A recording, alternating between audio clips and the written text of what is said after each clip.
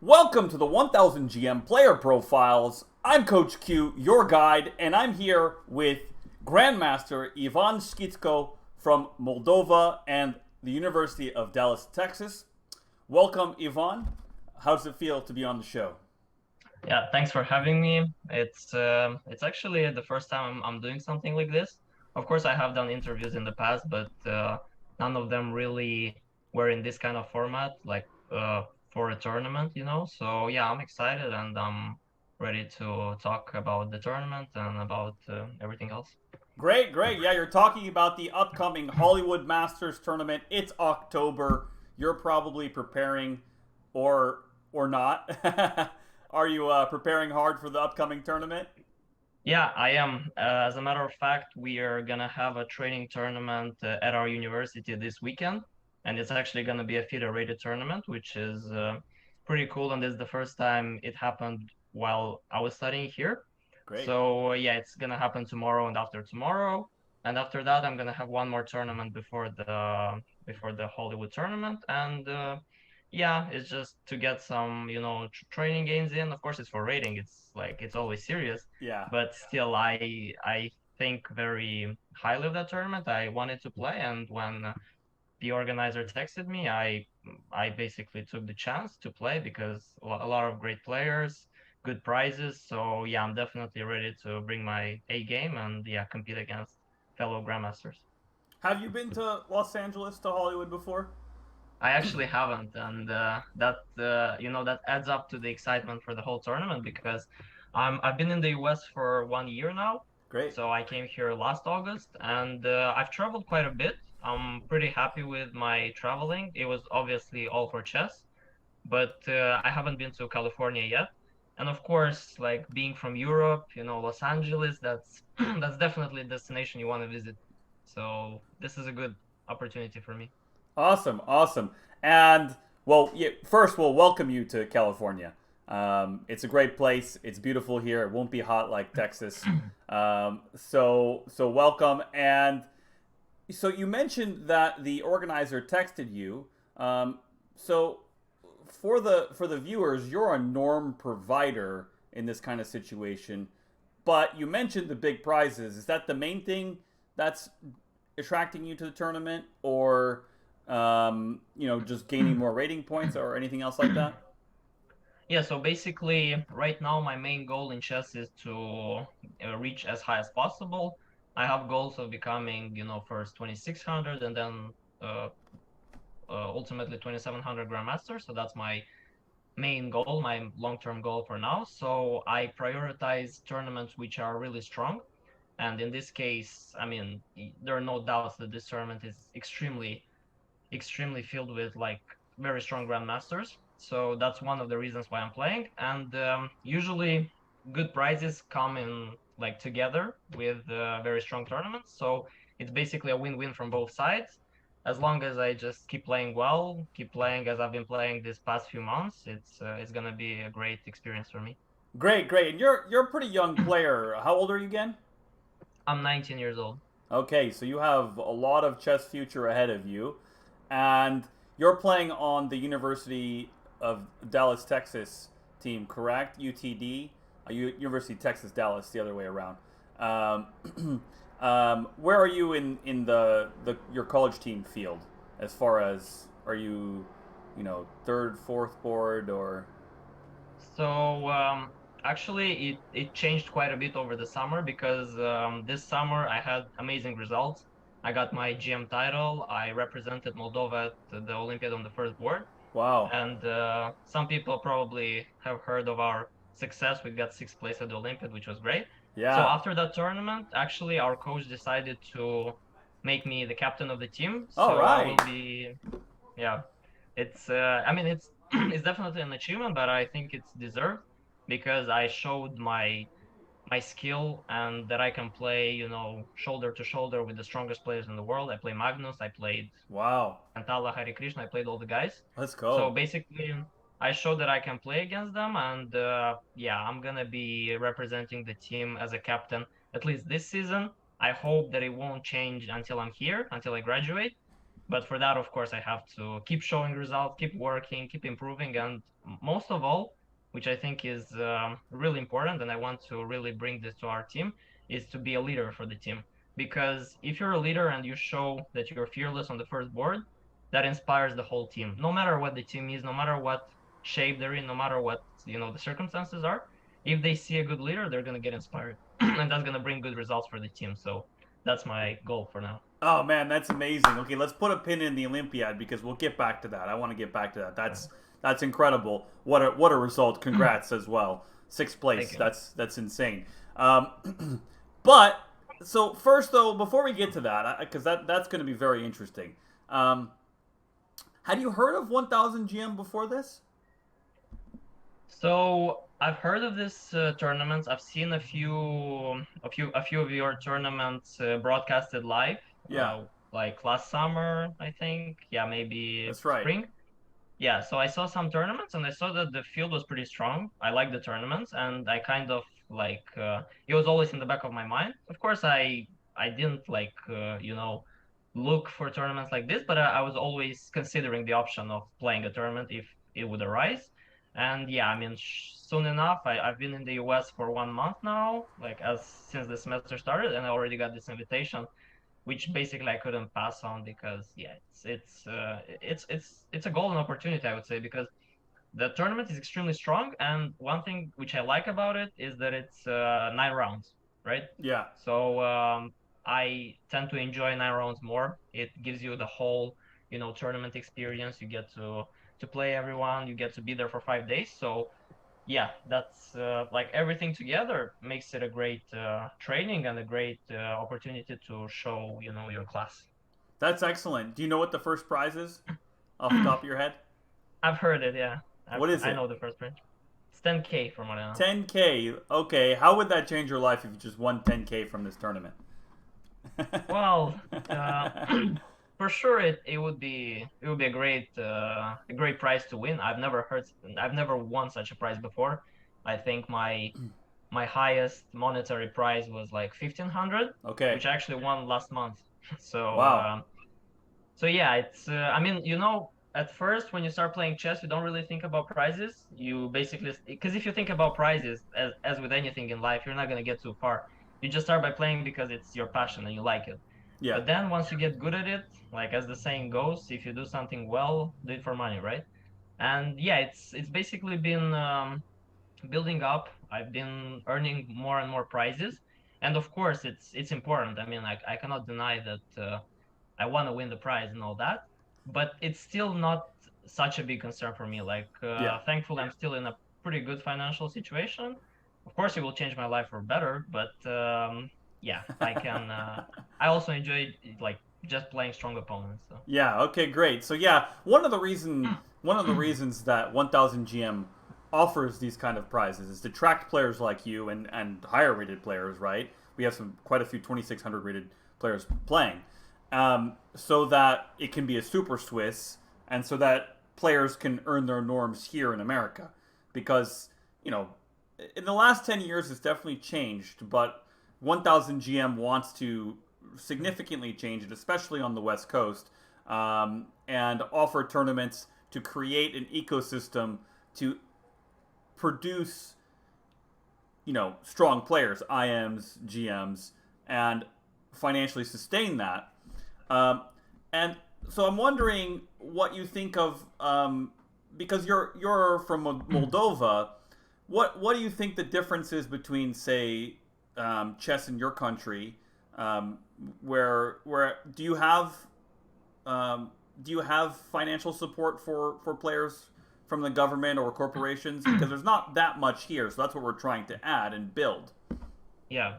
So yeah, that's a great question. And as I think about it, of course, it's kind of hard to compare a country like Moldova to the United States. And even though we're not comparing United States directly, because this is like we're comparing California, and more specifically, we're comparing 1,000 GM, tournament. Yeah. So even with that being said, I feel like this tournament, the 1,000 GMs and the whole system of tournaments, it offers more chances than in my country. because uh, we have a very good tradition of chess. Mhm. That's one thing which Moldova is known for. We've had great players. I mean, I can name Bologan, Iordechescu, Chebanenka in the past. We've had Gavrikov, a lot of players. We have a really good tradition of chess. But nowadays, it's there aren't a lot of coaches. Of course, there aren't as many as in the US. I mean, again, it's hard to compare. Yeah, But yeah. with that being said, I feel like what we're relying on is more tradition and basically playing off of inspiration. That's why I think the result, which we're gonna talk about later, like the sixth place we got into Olympiad, I hope it will spark this, inspiration in young players so the chess continues to grow. But yeah, it's really hard to organize tournaments of this scale everywhere. Right. Not only in our country, it's really hard to organize everywhere, and everyone that can pull this off definitely has a head start and can raise a generation of very strong players. Because yeah, if you have these tournaments at least like every 3 months, that's already very big. That's extremely big, and that's really important for young players as well as players like me, still improving players. Great, great. And I wonder how much you actually spent personally on obtaining your norms and playing tournaments like this. I mean, you had to play quite a few events to obtain your norms. They all had entry fees, right? Can you estimate how much you spent? So you're asking how much I spent exactly on my GM title or my whole career to get to the I GM mean, title? I am to GM. Yeah, I mean, the I playing am to norm. GM. Uh-huh. So I actually got two of my norms in Swiss tournaments. Oh wow. No, actually, no, I'm lying. I got only one in a Swiss tournament. Okay, I got okay. only one in a Swiss tournament, and I got two in round robins. But one of them was actually organized in Moldovan, even though it was 3 years ago. Oh wow. So that was a really strong tournament. We've had players like Jobava, Smirian play, Fyodorov, Alexei. Wow. Yeah. So really strong players. I mean, they were all like 2,700, and that was a great tournament. And I hope it will happen again soon. Sadly, after since the pandemic started, we really didn't have many tournaments, and because of that, I think chess has kind of decreased in Moldova for I a see. bit. I still hope it's like a temporary situation, and I believe that we can make it a temporary situation, but only if we keep showing results, if the government supports us, because that's also a big part of it. You can only show so many results. If there's no financial support, it's kind of hard to do that, right? Yeah, of But course. still, yeah, I think an estimate would be hard to give you an exact number, but I made all my GM norms in tournaments where I played basically for free.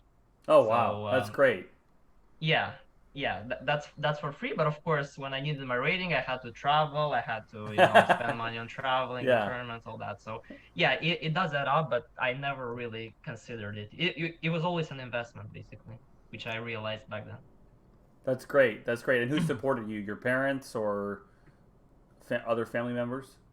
Yeah, it was my whole family supported me along the years. That's really important, of course, because Yeah. without a base, like without an investment, it's really, really hard to achieve something in chess. I've got support from my federation. I Oh really great. did. When I was like, basically from when I was 12 years old until I was like 16, 17, I got good support. I was sent to tournaments, I was sent to training camps and all that. So for that, I'm really grateful for my federation and all that. As I've said, in the past 2 years, it's been harder. That also influenced my decision of coming to UT Dallas, because I realized that in order for me to make a change in my country, first I have to become someone, and in order to do that, I'm gonna need some external support. And UT Dallas offered just that, and it like this is not just to brag about the university, because you can see it clearly in my results. Like everything showed in my results. So I'll let them speak for themselves, Wait, right? what kind of scholarship did you get from them? I got a full scholarship, Oh I wow. guess. Yeah, That's I'm not fantastic. sure how exactly it's called and all that, but it basically covers everything. And yeah, The term in the America is full ride. full ride. Yeah, yeah, yeah. I've heard that a lot. Yeah. And basically what it allowed me to do is focus solely on chess. I mean, of course, I'm studying, but chess I like to think it's my first priority, and I think it kind of shows. And people who know me who really know me, they know that chess is my priority. And yeah, it's easy. It's easy like that when you have support, you know. You don't have to think about those kind of things. Yeah, yeah. Okay, so I'm gonna ask you one last question to end this segment, and it's a hard one. Do you think there's systemic discrimination in chess toward financially privileged players? Meaning, do they have better opportunities? Are they the ones that are able to achieve IM and GM titles? Yeah, this is probably the hardest question I've ever been asked in a chess interview. I'm not gonna lie. But it's a very logical one, and I think yeah, it has to be addressed. So as I've said prior to this, I think you need some base. Like if you're, you know, if you don't have any money or you're not willing to spend any money on chess, then you're not gonna get anywhere. Because at first, no one's gonna spend money on you because like there are millions like you, right? Right. So you have to take there's some risk involved in this because you don't know if it's gonna pay off or not. I remember when I was like 12, 13 years old, I hit a plateau and like I wasn't progressing. I wasn't really, you know, achieving great results. I wasn't making any money for sure from chess. So you have this moments of doubt, but at the end of the day, you always have doubts in everything you do in life, and you just have to have faith. So yeah, I think you can say that there is some discrimination, but at the same time, it's like with everything in life. Like you have to invest something, you have to pay the price in order to become someone. Okay, yeah, I really appreciate that. So let's move on. I have to hear about the Olympiad first because what an incredible result. Sixth place. I mean, especially for the size of your country. We could do some sort of like comparison per capita. Yeah, yeah, that would be fun actually. Yeah. So let's hear about the experience. Maybe well, start with tell me how it felt like to win, to get sixth Yeah, place. I mean, it feels like winning to me. It's almost like for you, right? Like for sure, for sure. Yeah. So this Olympiad was a historical result for Moldovan. So this is the highest place we've ever gotten at the Olympiad. I think before this, our top score was 19th place, and that considering that Moldova usually starts like rating seed 50 maybe something like that. I think we started 48 this time, so we're always like in that category, you know, 40 to 50. It's rating group B, but we're always fighting because we understand that we have the potential, and you know why not fight? I mean, Moldova has, as I've said, it's known for its tradition, and we've always been fighters. We had to, you know, compensate with the lack of you know, a lot of strong grandmasters because we don't have that many people. We can't have right. a lot of grandmasters, so we have to compensate for that, you know, quantity of grandmasters with something else. Wait, And do you know what is the size of Moldova? How many people live in Moldova? So in Moldova, I think officially it's like 2 million people. Okay, It's really small. It's so incredibly small. it's less than the LA metro area. Like Probably, yeah. the I don't know the exact number, but I yeah, would think it's smaller, yeah. the like LA County has like I think LA itself is about 8 million people. So Yeah, definitely, definitely. Yeah. So like four Moldovas would fit yeah, in California, yeah. yeah, yeah. Yeah. So we're very small, but we always you know, we always give our best. I think that's true of any Olympiad Moldova has ever played at. And what was special about this Olympiad is that three of our players, including me, this was our first Olympiad, first ever Olympiad. Wow. So we had a relatively young team. Of course, not extremely young if you consider the modern day chess. Like you Right. have teams which are all under 18 years old players. But still, we had we had me, so 19 years old. We had my friend Andrei, who is actually also at UT Dallas. He's 22 years old. And then we have Dragos Cheresh, who's 18 years old. So the three of us, right? Very young players, Ah, you're all old ambitious. men. Well, yeah, compared but to the young crop of like for 12 to sure, for 16 sure. year olds, right? Yeah, yeah. But overall, for at least for our country, this was a very young team. Yeah. So the three of us, we it was our first Olympiad ever. So I remember I had this conversation with these two friends of mine. We were in Moldova. It was some gathering or something, some chess gathering. We were there, and we were just talking about the upcoming Olympiad. It was like 2 weeks prior to it, and I remember I told them that basically this year there are no expectations from us. We're just going there to play, to get experience, to understand what an Olympiad feels like. But that might actually be a good thing because with no expectations, usually you play freely. You don't care basically. You just play. You play for fun. You play for experience, right? Mm-hmm. There's no result attached to it. There's not this tension, pressure to show something. So I already understood before the Olympiad that that's going to be a good thing. Of course, I didn't expect it to be such a great result, but I expected something good to happen. And yeah, we went there, and one thing which was really good about our team was that we were really united. We we always had dinner together. We always had breakfast together, and we had two team meetings in the morning and one in the night. So it was always very, very. We were very militant about it. It was very strategic, and we realized that okay, we have to play our trumps. We have to focus on what we can control, as opposed to whining about the fact that we're 48th seed and we're trying to beat countries like England or Norway, right? So of course we didn't do that. Like, everyone's smart in our team. And basically, what ended up happening is we started off with a loss in the second round against India, which was okay. It was expectable. It was expected, but at the same time, Who did you play we on? didn't like it. Who did you play on Indians team? On the Indian team? I played Hare Krishna. Oh, you played Hare Krishna. Okay. Yeah, yeah. Okay. So we lost in quite a bad style. Even though we had good positions, we could have gotten a draw in a very good case.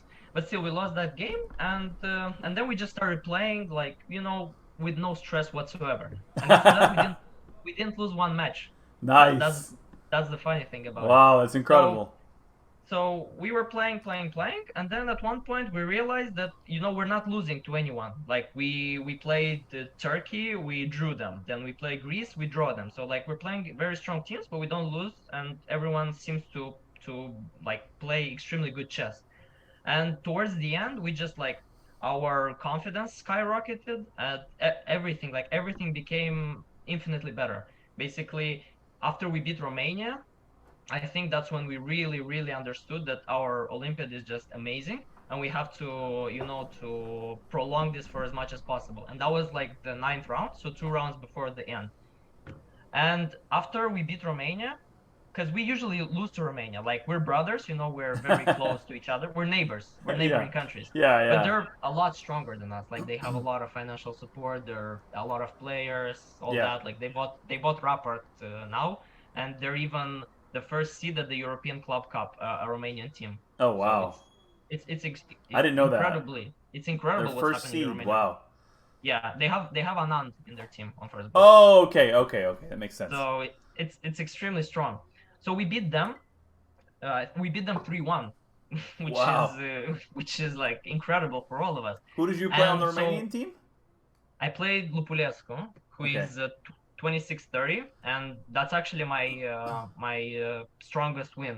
That's the strongest player I've ever beaten. He's a 2630, and I beat him with black, and it was a very important game for the match. Nice. So we beat Romania, and there are 2 rounds left. And the funny thing is that Norway has been trailing us for the whole tournament, basically. Because somehow, like, when they win, we win. When they draw, we draw, right? And they were 1 point behind us. So we keep going, and then we get paired up against them, even though they were 1 point behind us. And then all of us realize that okay, we're gonna play Magnus. We're gonna play Magnus's team, and we have some chances because they haven't been having a great tournament. I mean, we were a point ahead of them, right? Yeah. Yeah, and that match in itself, like you could talk about that match for a long period of time. But basically, I drew Magnus with black, which was incredible. This is my best result in my career. And then the other guys, they just held their own, and we basically won the match 2.5 to 1.5 against Wow. Norway. Wait. So tell me how it feels to sit down across the board from Magnus. From Magnus. Yeah, that's probably the game I've most I've talked the most about, Yeah. and probably the most will be talking about for some time. I mean, it's Hopefully, a I have great some results. result. Draw Magnus with black. I mean, for a non chess player, right? Mostly chess Yeah, players are watching this, but anybody that's not a non chess player, it's like yeah, trying to step on the court against Michael Jordan. Of course, yeah, you would be a basketball player in this situation, so you'd be a pro still. But yeah, still, like I mean, yeah, anybody trying to step on the court against the goat, one of the best players in all of history, that's got to be Yeah. intimidating, right? For sure, for sure. And what I think really helped me in that game and what gave me, strength and confidence to actually show the game I showed and draw Magnus was the fact that, again, there were no expectations. That's probably the best thing. That's probably why we showed this result, is because going into that match, we we basically were playing on three boards. Like we didn't really care too much about the result on the first board. Like we were trying to win the match on the other three boards, considering we lost the first board, right? Like Yeah. considering I would lose, and that's a fair assumption. And I think it was a really good mindset going into the game. Like if you if you care to not lose for the team or for yourself, it usually doesn't go well. So I went into that game just ready to show my game, my best, and I tried to win. I mean, I didn't play for a draw. I was black, but I took my chances, and I almost got my chances. Luckily, I mean, unlucky for me, but luckily for him, he found a draw in the end. But but I could have had my chances, you know. That's amazing. So yeah, it was. Of course, it's legendary. I mean, I still have the score sheet from that game at my home. I have this picture with Magnus, and I think there are some multiple videos on YouTube of us playing. Great. So yeah, it's definitely a historic moment for me and for Moldova as well, because only two players in history from our country played Magnus. It's Victor Bologan and me. So yeah, There you go. yeah, like as I've said before, this summer Yeah, you have was an even absolutely score against Magnus. astonishing. Yeah, yeah, astonishing summer. And That's pretty incredible. just to conclude the Olympiad, because that was Sure. the penultimate round. In the last round, we're Wait, wait, playing wait. England. One thing before. Wait, before you go there. Before you go there. Exactly. Yeah. Did Yeah. you? How deep did you prep against Magnus? Did you? How far did you get in your prep? Oh, I didn't prep at all. Oh, you just I went. Yeah, because Wow. it's virtually impossible to prepare against top players, Mm-hmm. like when you are not a top player, Yeah, yeah, yeah. because they play everything. That's one Right, thing. right. Secondly, in every opening, they know more about you, unless you're playing an opening your whole life, but that's very rare. So I understood that in the opening, I'm not gonna have a lot of chances. My only hope was that I would get out of the opening with a decent position. That was my only aim for the opening phase. And basically, what I did is, okay, I looked at his games, but again, he played everything. And one good thing for me is that at that Olympiad, Magnus didn't really prepare. I feel like, Oh, okay. because every game he just went out, he played a new line every day, and I'm pretty sure he didn't really prepare because he had the same mindset. He just wanted to get a position out of the opening and then show his mastery to outplay people in middle game or end game. Right. And but I was fine with that because, like, again, I'm not great at opening preparation. I'm okay, but I cannot out prepare Magnus. So I just thought the smartest decision is just to rest, to go with a clear head to the game, and then basically we're gonna play a fair game from after the opening. And that's how it went. It could have gone another way. If he would have prepared for me, he would have probably out prepared me, gotten a good position, and then it would have been a lot harder to come back. But yeah, Yeah, there is some luck. you don't have to give Magnus an excuse. Like it's his job to to Sure, beat sure. you, Yeah, I right? mean, it was his choice. He still performed not badly at the Olympiad. He got Right. gold on his board, on first board. Right. But Right. of course, he wanted. Well, I'm sorry, he didn't get gold. He got bronze. He got Okay, bronze. bronze. Yeah, yeah. But Yeah, of but course, he wanted gold. Gukesh got gold, right? Yeah, yeah. Yeah. So it's yeah, that was the story with the penultimate match. It was incredible. Like that match is gonna remain in history for a long time, I think, in our country. Yeah, and then last round did not disappoint as well because we were already we were already fine with whatever would happen in the last round because we overachieved by 1,000 times whatever we planned before, right? Right. And we were going into the last round playing against England, which was a pretty good pairing for us because we thought that other teams would just were a lot harder than them, and it's not because the England had a weak team, not at all. They were a lot stronger than us, but it's because their top scorer, David Howell, he already got a gold on his board, so we knew he would rest. Oh, I see. So that really played into our strategy and everything. And then, of course, we were still not the favorites. They were still clearly the favorites, but we knew we had some chances. And if we beat Romania, if we beat Norway, I mean, we beat all the odds. What's stopping us from, beating England?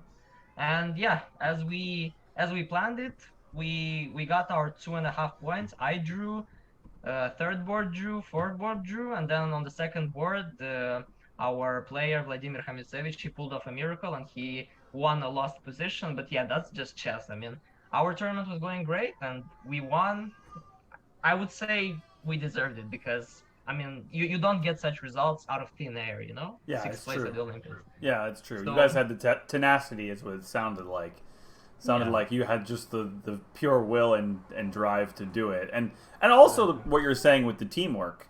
Yeah, That probably has a lot to do with it as well. I think this is one thing that the American team suffers from a little bit, is that they're such strong personalities that it's hard to get them to like work together and train together. I know they do a little bit, but yeah. quite a few over the top American players are pretty loner type people. Hmm. Yeah. anyway, That, yeah. anyway, I want to move on to your to rewind in history to your childhood, Yeah. because I want to hear what got you into chess. This is something that really interests me, personally and just generally. What got you started? What was maybe your first memory of chess? Yeah. So I think I have a pretty basic story. Like, if you ask some chess players, they're gonna give you some sort of version of this story. But basically, how it started is that my grandparents they love chess. They're not players or anything, but they just like the idea of chess. Yeah, yeah. And of course, they know how to play. So I have a sister who is 8 years older than me. She's Oh, also okay. studying. She's actually working right now in the U.S. So it's pretty cool. We're both in this country right now.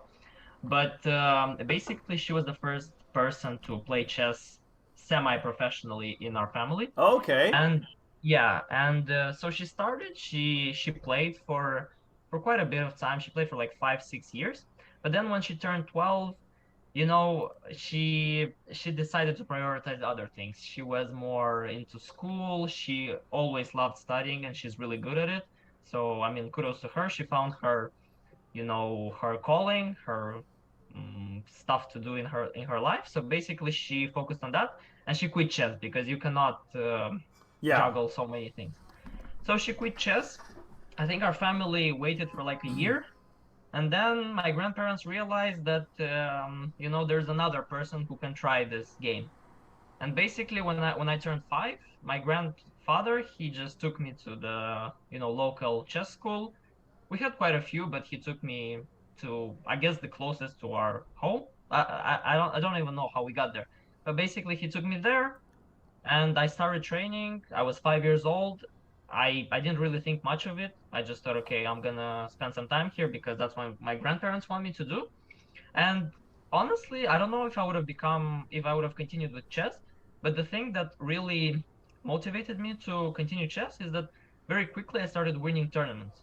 Okay. And I wasn't doing anything on my own. Like, I mean, I was training with the other guys in my group, like the same amount of hours. We were playing the same openings, we were doing everything the same. But somehow I started winning this, under 5, under 6 tournaments, and it kind of got addictive. Like, I'm gonna be honest, I liked winning. So after that, after that, I decided, okay, I mean, it's going well. I don't have to do much, so why not continue this? And basically from then on, yeah, I already started training. I like when I was 7, 8 years old, I started winning tournaments. I made my first, basically, in the post-Soviet Union countries, there is this term of categories in chess. I don't know if you probably don't have it in the US, right? What It's term? Oh, so categories. category like Yeah, I it's know it from the FIDE system, of course, yeah, yeah, but yes. So but basically, yeah. you start with category 4, then 3, 2, 1, and I think I don't know, maybe you would usually get your category 1 in our country at like 9 or 10 years old, and I got mine at 7. Oh So wow. it was like again the youngest player to get that. And yeah, like from then I just started playing, started training more and more and more, and it got to a point where it became like an integral part of my life. It's as simple as that. But it was really important that I started winning when I was little, because otherwise, what motivation would I have to continue chess? Did you get medals or trophies or?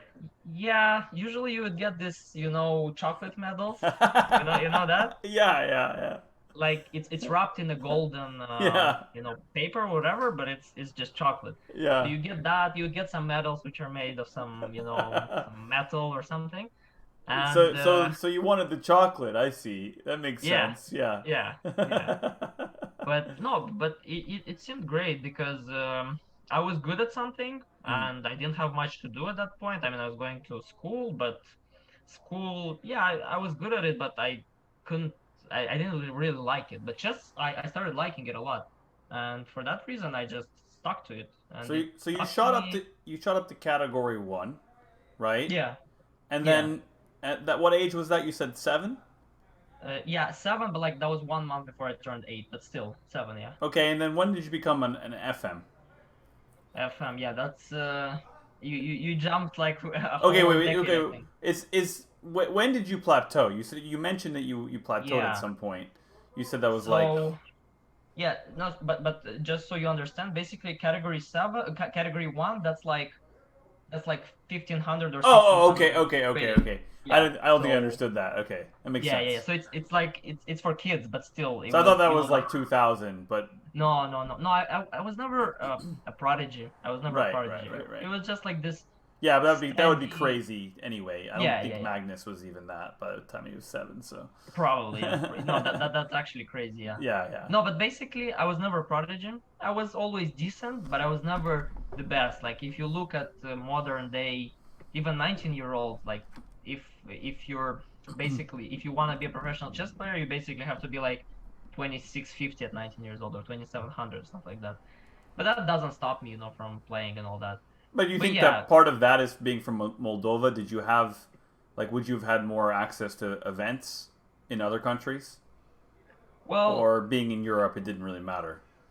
so I think the main reason why I didn't shoot up so high as other prodigies, let's say, is because my family really emphasized education. It's always been like this in our family. Right, Like right. you can be, unless you're like, let's say top 1% of your age group or something, you're not really gonna do it professionally, because we're very practical people in our family, and they always understood. I didn't understand it back then, but my parents always understood that if chess doesn't go right, then you have to have a backup plan. So I was always studying, and I went to really good schools in Moldovan.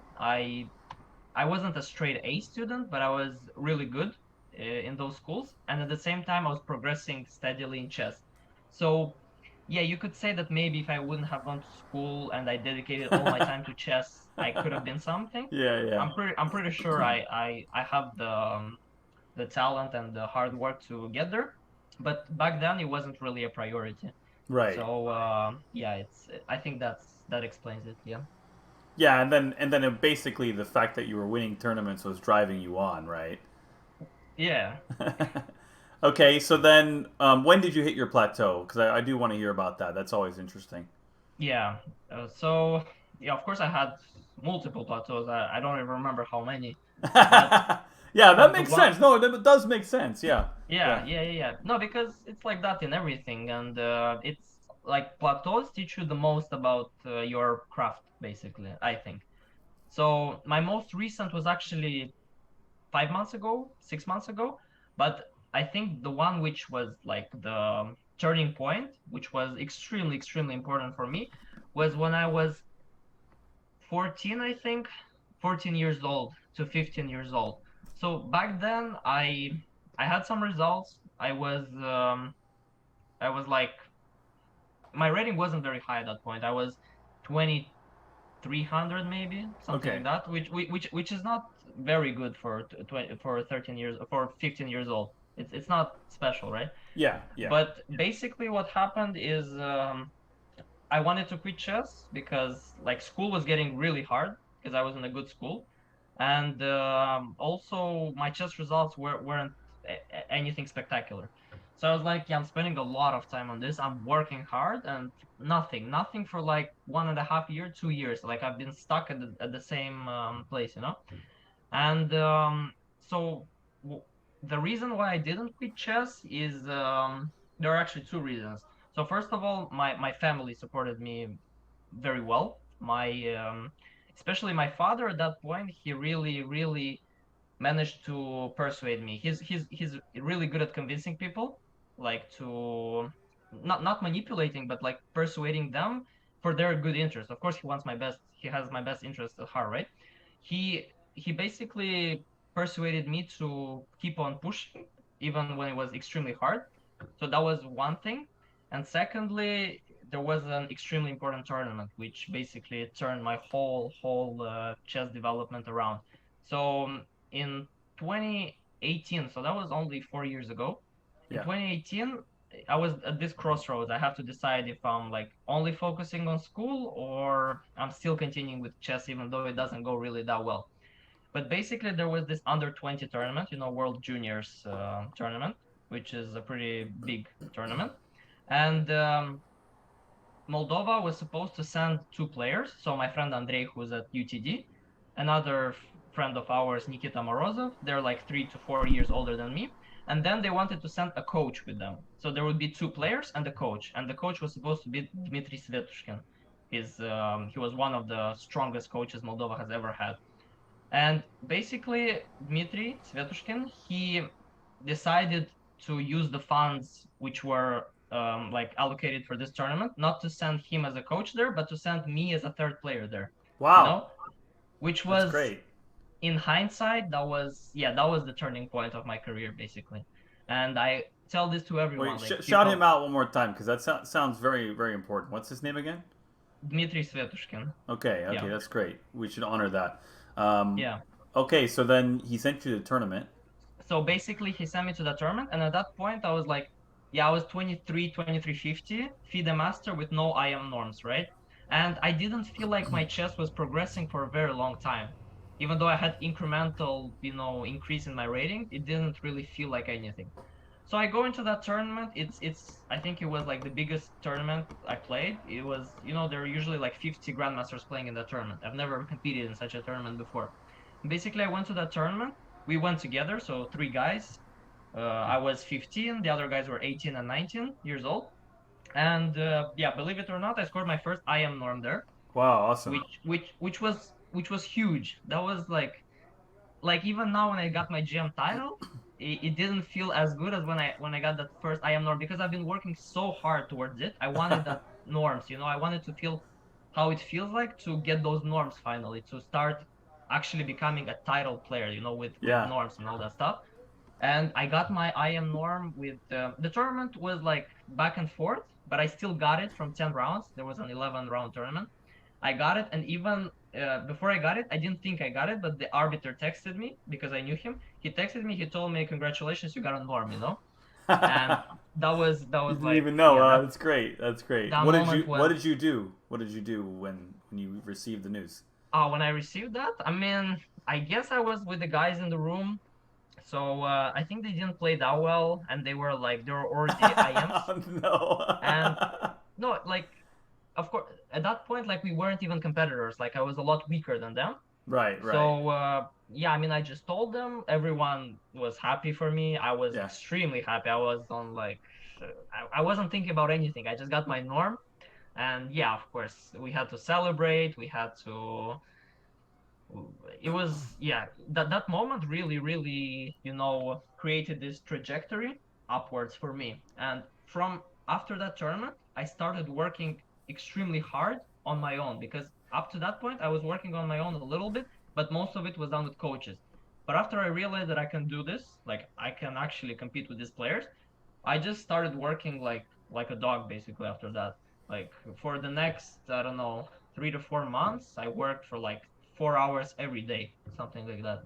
And Wow. of course, after that, I basically got like two more IM norms or something, and I became an IM like half a year later, basically. So crazy, Great. crazy improvement, yeah. That's incredible. Well, we have to wrap up soon, but um, I mean, I want to zoom in on that just a little bit real quick. That amount of time that you have to put in um, to reach these heights in chess. Actually, first, so did at that moment did you know that you were going to become a GM? Did it like click, like that you could just do it and make it? Is that's why you pushed yourself so hard? I think so, yeah. At that point, I wanted just to become an IM. That was the first goal. But of course, like, when you persist, that means you have faith, because otherwise you wouldn't persist. Yeah, So basically, like, I persisted, yeah, because I believed deep in my heart that the day is gonna come when I'm gonna be a grandmaster. And yeah, I just knew what I had to do. I just had to, work, play tournaments, and not give up. If you don't give up, you're gonna succeed eventually. So that's how it happened. Yeah. that's incredible. So yeah, what advice would you give any younger players or even older players that are looking for their GM title? Yeah. Yeah. So for the GM title, there are a lot of things. Uh, First and foremost, you have to believe. That sounds cliche, but it's so true. I cannot put it into words. Like, from that point, I started believing, and my results just came. And of course, just believing without action is not gonna bring anything. You have to work hard. But if you just work hard and you have no goal, you're not gonna reach anything. So That's right. couple hard work with having a concrete goal. That's very important. And secondly, practice. Yeah, practice is extremely important. It's just basically the shortcut to. It's not the shortcut, but it's the surefire way, which is gonna like make you improve. Because if you play a lot, you're gonna pick things up with you wanting it or without you wanting it. Like, you're just gonna involuntarily become better and realize things on a subconscious level. Right. I really realized that once I started playing a lot of tournaments. So yeah, train, practice, belief, and equals GM, That's basically. excellent. You got to make Yeah, a shirt with that. for sure, for sure. March, March. Yeah. Yeah. Okay. Well, we got to wrap up now, but I really appreciate you coming today and coming on the show. And I wish you good luck in the event. I hope you can maybe you can beat a higher rated player than you've ever beaten before. You Yeah, know, you thanks a could lot. I think 2650 player. that's a good opportunity to play even stronger players than I played before. And yeah, I'm ready to start playing and competing and winning against them. That's the most important thing. Okay, great. So we're gonna end the show now, but thanks again and good luck in the Hollywood Masters tournament. Thank you. Thank you.